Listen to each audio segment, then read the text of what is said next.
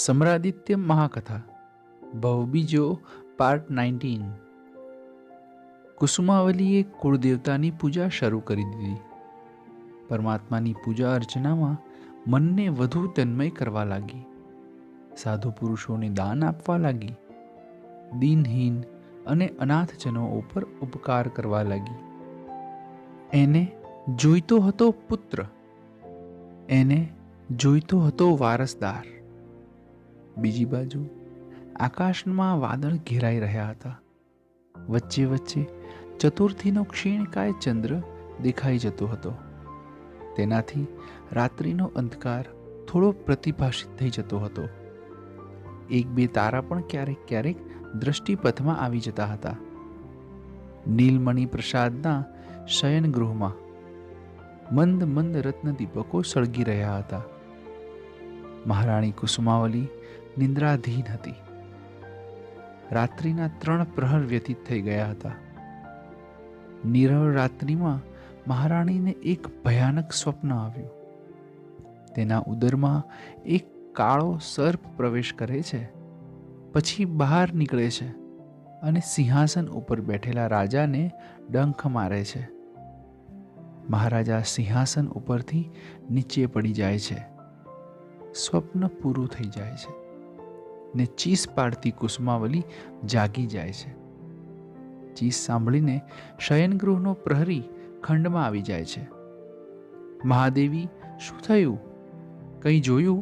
આપે ચીસ પાડી? વત્સ, સ્વપ્નમાં ચીસ પડાઈ ગઈ હશે। હવે હું સ્વસ્થ છું। પ્રહરી પુનઃ પોતાના સ્થાને જઈને ઊભો રહી ગયો। શયનગૃહનો દરવાજો ધીરેથી બંધ કર્યો। મને કેવું ખરાબ સ્વપ્ન આવ્યું! ક્યારેય નહીં, આજે જ આવું અહિત કરનારું, દુઃખ આપનારું સ્વપ્ન આવ્યું। સારું થયું કે મહારાજાના ગયા પછી મને સ્વપ્ન આવ્યું। તેઓ શયનખંડમાં હોત તો એ મને પૂછત, શું થયું દેવી? હું કદાચ સ્વપ્ન કહી દેત તો તેઓ પણ અવ્યક્ત ભયથી ગભરાઈ જાત। ના, હું એમને આ સ્વપ્નની વાત નહીં કરું। જ્ઞાની પુરુષો કહે છે કે ખરાબ સ્વપ્ન આવે તો કોઈને કહેવું નહીં, પાછા સૂઈ જવું, એટલે સ્વપ્ન નિષ્ફળ જાય। કુસુમાવલીએ પુનઃ પલંગમાં લંબાવી દીધું। સૂઈ જવાનો, નિંદ્રાધીન થવાનો પ્રયત્ન કર્યો, પરંતુ પ્રયત્ન એનો સફળ ના થયો। એ જાગતી રહી, પડખા ઘસતી રહી અને પૂર્વ દિશામાં અરુણોદય થઈ ગયો। તે પલંગમાંથી નીચે ઉતરી, સ્નાનગૃહમાં ગઈ।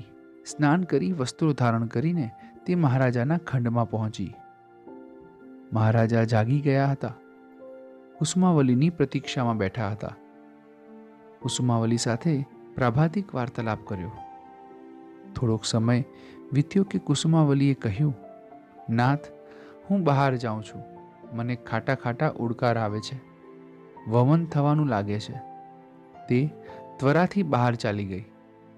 બહાર એની અંગત દાસી પ્રિયંકરા ઊભેલી હતી।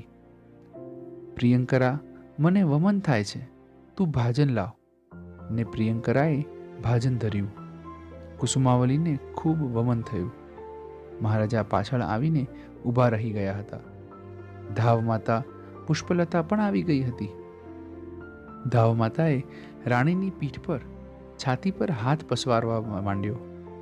કુસુમાવલી હાંફતી હતી। તેની આંખોમાંથી પાણી વહેતું હતું, નાક ઝરતું હતું। પ્રિયંકરાએ સ્વચ્છ વસ્ત્ર રાણીને આપ્યું। તેણે આંખો, નાક, મુખ લૂછીને સાફ કર્યા।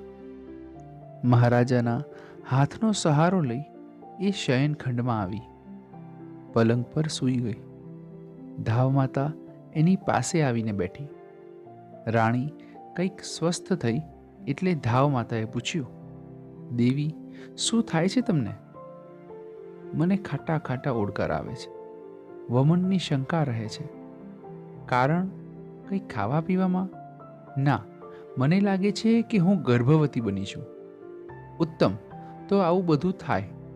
હમણાં જ હું ઔષધ આપું છું, ઓડકાર બંધ થઈ જશે, વમન પણ બંધ થઈ જશે। પાસે જ ઊભેલા મહારાજાએ રાણીની વાત સાંભળી. એમના મુખ ઉપર ઉમંગની ચમક આવી ગઈ. તેમણે રાણી સામે જોયું, રાણીએ રાજા સામે જોયું. દ્રષ્ટિ મળી, પરંતુ રાણીની આંખમાં ચમક ન હતી, ઘેરી વેદના હતી. પરંતુ એ વેદનાનું સાચું કારણ રાજા ન સમજી શક્યા. તેમણે વિચાર્યું, વમન ખૂબ થવાથી તેને પીડા થાય છે. તેઓ બોલ્યા, દેવી, કુળદેવતાની પૂજા ફળી. રાણીએ કોઈ પ્રતિભાવ ન આપ્યો. બીજી બાજુ અગ્નિશર્મા, જેણે ઘોર તપશ્ચર્યા કરી હતી, જીવનના પ્રાંત ભાગે જેણે નિયાણું કર્યું હતું, હું જન્મો જન્મ રાજા ગુણસેનના જીવને મારનારો બન્યો. મારી તપશ્ચર્યાનું મને આ ફળ મળે. તેનું આયુષ્ય પૂર્ણ થતાં તે વિદ્યુતકુમાર નામની દેવયોનીમાં જન્મ થયો. દેવ થઈને તેને ધ્યાનસ્થ રહેલા રાજા ગુણસેન ઉપર તીવ્ર વેરભાવથી અગ્નિ રેત વરસાવીને રાજાને સળગાવી દીધા હતા. દેવલોકનું એનું આયુષ્ય પૂર્ણ થતાં તે પશુ યોનીમાં જન્મ્યો. પશુ યોનીમાં અનેક ભવ કર્યા. પછી પક્ષીની યોનીમાં અનેક ભવ કર્યા અને એ જ જીવ મહારાણી કુસુમાવલીના ઉદરમાં આવ્યો. ગુણસેનનો જીવ એટલે સિંહ રાજા, અગ્નિશર્માનો જીવ એના પુત્ર રૂપે આવ્યો. એના આગમનની એંધાણી રાણી કુસુમાવલીને સ્વપ્ન રૂપે મળી ગઈ. ઝેરી સાપ હતો એ. મનુષ્ય રૂપે એ ભયંકર નાગ જન્મવાનો હતો અને પિતાને ડંખ મારવાનો હતો. અસંખ્ય વર્ષ વીતી ગયા હતા, છતાં એ જીવમાં વેરના ઊંડા બીજ પડેલા હતા. એ બીજમાં વૃક્ષ બનવાની યોગ્યતા હતી. ગુણસેનનો જીવ ભલે જુદા રૂપે અને જુદા શરીરે હોય, એ વેરની વાસનાને પરિવર્તિત રૂપ સાથે કે શરીર સાથે સંબંધ ન હતો. એને તો જીવ સાથે સંબંધ હતો. વેરની તીવ્ર વાસના લઈને ઉદરમાં આવેલા જીવના દુષ્પ્રભાવો માતાના મન મસ્તિષ્ક ઉપર પડતા હોય છે.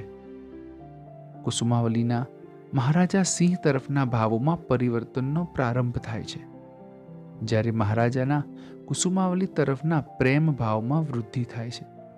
કારણ કે પૂર્વજન્મમાં એમના જીવે અગ્નિશર્મા પ્રત્યે મૈત્રીભાવ ધારણ કર્યો હતો. મહારાજાએ જ્યારે કુસુમાવલીને ગર્ભવતી જાણીને હર્ષ વ્યક્ત કર્યો, ત્યારે કુસુમાવલીને ના ગમ્યું. હર્ષનો પ્રતિભાવ હર્ષથી ના આપ્યો, ઉદ્વેગ વ્યક્ત કર્યો. આ દ્રશ્ય ધાવ માતા પુષ્પલતાએ જોઈ લીધું. તેને આશ્ચર્ય થયું. એને કુસુમાવલીનું વર્તન યોગ્ય ન લાગ્યું. મહારાજા શયનખંડ છોડીને ચાલ્યા ગયા. કુસુમાવલી મૌન રહી. એના મનમાં વિચાર આવ્યો, મહારાજા મારી પાસે ના આવે તો સારું, મારી સાથે ના બોલે તો સારું. મહારાજા પોતાના મંત્રણા ખંડમાં બેસીને વિચારવા લાગ્યા. હજારો લાખો વર્ષનું આયુષ્ય વીત્યા પછી કુસુમાવલીની તીવ્ર ઝંખના ફળી છે. એ પુત્રવતી બનશે. એના આનંદની અવધિ નહીં રહે, પરંતુ પુત્ર જન્મ પૂર્વે હું એના ચિત્તને ખૂબ પ્રસન્ન રાખું. હું જાણું છું એને શું શું ગમે છે, એને શું શું પ્રિય છે, એને ક્યાં ક્યાં ફરવું ગમે છે, કેવી કેવી વાતો ગમે છે. જે એને ગમે છે એ જ હું કરીશ. એની એક એક ઈચ્છાને હું પૂર્ણ કરીશ.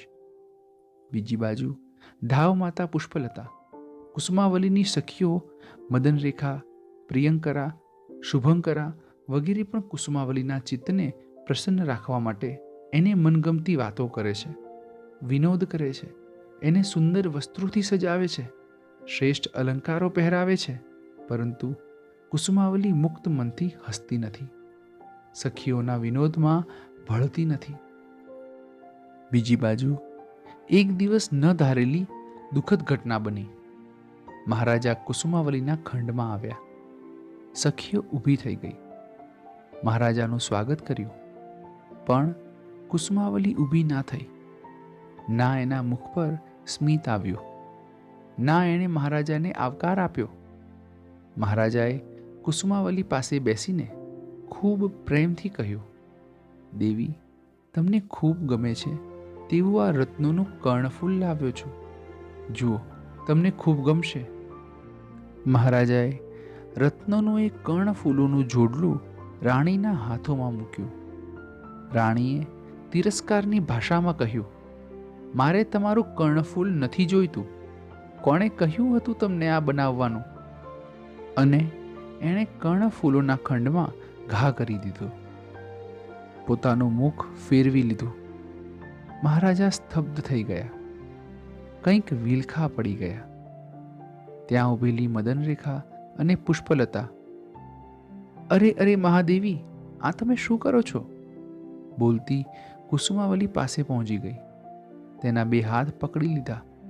બે હાથે રાણીનું મુખ ઊંચું કર્યું અને મહારાજા તરફ જોઈને કહ્યું, નાથ, આજે સવારથી મહારાણીનું સ્વાસ્થ્ય અનુકૂળ નથી, તેથી આવું અનુચિત. મેં કંઈ અનુચિત નથી કર્યું. હું એમની સાથે વાત કરવા ઈચ્છતી નથી. તેઓ ચાલ્યા જાય. કુસુમાવલીએ આક્રોશ કર્યો. મહારાજા ધીરેથી ઊભા થઈને ખંડની બહાર નીકળી ગયા. તેમની પાછળ ધાવ માતા પણ બહાર ગઈ. બંને થોડી દૂર જઈને ઊભા રહ્યા. ધાવ માતાએ કહ્યું, ગર્ભવંતી સ્ત્રીઓને ક્યારેક આવી માનસિક વિક્રિયા થઈ આવતી હોય છે. મેં કેટલીક સ્ત્રીઓમાં જોઈ છે આવી વિક્રિયા. આપ ચિંતા ના કરશો. હું મારા પરિચિત નિષ્ણાંત વૈદ્ય પાસે આની ચિકિત્સા કરાવીશ. વિક્રિયા વધવી ના જોઈએ, એની ખૂબ કાળજી રાખજો. મહારાજા ચાલ્યા ગયા. ધાવ માતા પછી કુસુમાવલી પાસે આવી. કુસુમાવલી પલંગમાં ઊંધી પડીને રડી રહી હતી. ધાવ માતાએ તેને કહ્યું, દેવી, તમારે ઊંધા ના સુવાય, પડખા ભેર સૂઈ જાઓ. સહેજ મોઢું ઊંચું કરીને રાણીએ રોષ વ્યક્ત કર્યો, ઊંધી સૂઈ જઈશ તો શું થશે રી? ગર્ભને કષ્ટ થાય, દુઃખ થાય. એટલું જ ને, ભલે મરી જાય. તમારે મને કંઈ કહેવું નહીં. ધાવ માતાએ મદનરેખા સામે જોયું. મદનરેખાના મુખની નસો તંગ થઈ ગઈ. તેણે કહ્યું, તો પછી શા માટે પુત્ર પ્રાપ્તિ માટે કુળદેવતાની પૂજા કરી હતી? શા માટે પુત્ર પ્રાપ્તિની ઝંખના કરી હતી? જો કુસુમ, તું ભલે મહારાણી હો, મારી તો તું સખી છે.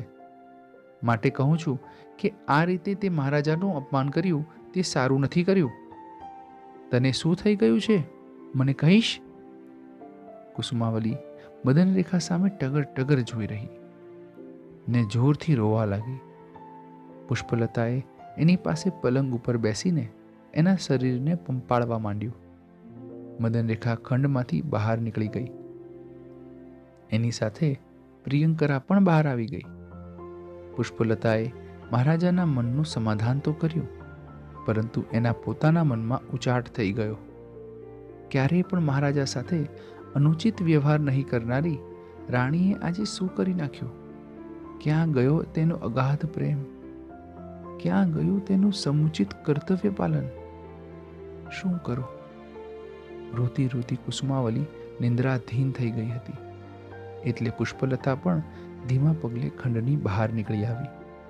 બધી સખીઓ મહેલની નીચેના કક્ષમાં ભેગી થઈ. પ્રિયંકરાએ કહ્યું, મદનરેખા, મહારાણીના મનમાં કંઈક થઈ ગયું છે. એમના મનની વાત તું જાણ. જાણ્યા પછી એનો ઉપાય કરી શકાશે. ને પુષ્પલતાએ પણ મદનરેખાને આ જ વાત કરી. મહારાજાના થયેલા અપમાનથી પુષ્પલતાની આંખોમાં આંસુ આવી ગયા હતા. મદનરેખાએ કહ્યું, માતાજી, તમે રડો નહીં. મહારાજનું અપમાન કુસુમાવલીએ નથી કર્યું, પણ એના શરીરમાં કોઈ શૈતાને પ્રવેશ કર્યો છે અને એ શૈતાને મહારાજાનું અપમાન કર્યું છે. હું 2-4 માંત્રિકો તાંત્રિકોને ઓળખું છું. એમની પાસે જઈને વાત કરું છું. દેવીના શરીરમાંથી શૈતાનને કઢાવીને રહીશ. મદનરેખા, તારી વાત મને સાચી લાગે છે. તું બધા કામ છોડીને આ કામ પહેલું કર. પુષ્પલતાએ કહ્યું, તમે પ્રિયંકરા અને શુભંકરા દેવીની પાસે જ રહેજો. જરાય દૂર નહીં જતા. હું મારું કામ કરું છું. મદનરેખા ચાલી ગઈ મહેલની બહાર. પુષ્પલતા વગેરે કુસુમાવલીના ખંડ તરફ ગયા. ત્યાં બીજી બાજુ કુસુમાવલીના શયનખંડમાં દીપકોનો મંદ પ્રકાશ ફેલાયેલો હતો. મહારાજા સિંહે શયનખંડમાં પ્રવેશ કર્યો. કુસુમાવલી પલંગમાં સૂતેલી હતી. એક બાજુ પ્રિયંકરા જમીન ઉપર સૂઈ ગયેલી હતી. કુસુમાવલીના શરીર પર આભૂષણ ન હતા, ચંદનનું વિલેપન ન હતું. તેના મુખ પર રોજ મુજબ શાંતિ ન હતી કે મુખ પર સ્મિત ન હતું. મહારાજા એના ઓશિકા પાસે બેસી ગયા. કુસુમાવલીને જોતા રહ્યા. પ્રભાત થવાની તૈયારી હતી. કુસુમાવલીની આંખો ખુલી. સાથે જ પ્રિયંકરા જાગી ગઈ. બંને મહારાજાને બેઠેલા જોયા. કુસુમાવલી બોલી ઉઠી, તમે અત્યારે કેમ આવ્યા? દેવીની કુશલ પૂછા કરવા. મેં તમને કહ્યું ને, હું તમારી સાથે વાત કરવા રાજી નથી. તમારે મારી પાસે ના આવવું. કોઈ કારણ? કારણ હું નથી જાણતી. ભલે જાણતી ના હો, કારણ તો હોવું જ જોઈએ. કારણ જાણીને શું કરશો? ઉપાય કરીશ. મારે ઉપાય નથી કરવો. તમે ચાલ્યા જાઓ, અત્યારે જ ચાલ્યા જાઓ. કુસુમાવલી પલંગ પરથી નીચે ઉતરી ગઈ હતી. કુસુમ, તું અનુચિત કરી રહી છે, એમ કહીને મહારાજા દુઃખી હૃદયે નિરાશ વદને ખંડની બહાર નીકળી ગયા. ખૂણામાં ઊભી રહેલી પ્રિયંકરા થર થર ધ્રુજતી હતી. તેનું હૃદય ચિરાઈ ગયું હતું. તે રડી પડી ને ખંડની બહાર નીકળી ગઈ. ત્યાં કુસુમાવલીએ રાડ પાડી, પ્રિયંકરા! જી સ્વામીની, હું ઊંઘી જાઉં છું ત્યારે તું પણ ઊંઘી જાય છે? તારે જાગતા રહેવાનું અને મહારાજાને અહીં આવવા દેવાના નહીં. એ મારાથી નહીં બને દેવી. એટલે શું થઈ ગયું છે દેવી તમને? મહારાજાને દેવની જેમ પૂજનારા તમે મહારાજાનું ઘોર અપમાન! તારે મને શિખામણ આપવાની જરૂર નથી. હું કહું તેમ તારે કરવાનું છે. મારાથી નહીં બને. ત્યાં પુષ્પલતાએ ખંડમાં પ્રવેશ કર્યો. તેણે બહાર ઊભા રહીને વાર્તાલાપ સાંભળ્યો હતો. જેવી પુષ્પલતા આવી કે કુસુમાવલી તેને વળગી પડી ને ધ્રુસકે ધ્રુસકે રડવા માંડી. રોતા રોતા તે બોલી, માતાજી, મને શું થઈ ગયું છે? તમે કહો. મેં આજે પણ મહારાજાને હળધૂત કરી નાખ્યા. હું પાપીણી છું. મારે જીવવું નથી. મારે મરી જવું છે. પુષ્પલતાએ કુસુમાવલીને પલંગમાં સુવાડી દીધી. એના માથે હાથ ફેરવવા લાગી. દેવી, તમારા શરીરમાં કોઈ અસુરે પ્રવેશ કર્યો છે. સાચી વાત છે માતાજી, ભયંકર અસુર છે.